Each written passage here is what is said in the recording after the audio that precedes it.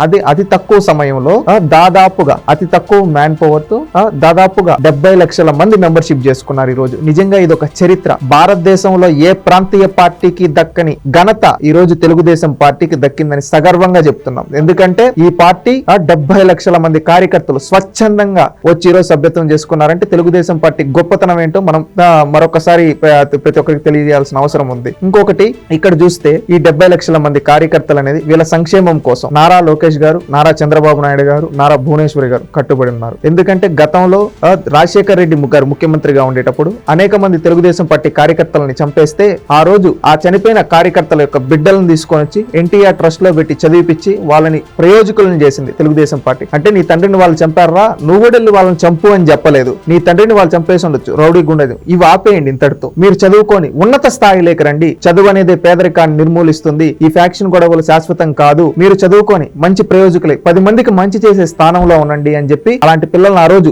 రాజశేఖర్ రెడ్డి ఎంతో మందిని చంపేస్తే వాళ్ళ పిల్లలను తీసుకొని వచ్చి ఎన్టీఆర్ ట్రస్ట్ లో ఉన్నత స్థాయిలో వాళ్ళని కూర్చోబెట్టింది తెలుగుదేశం పార్టీ.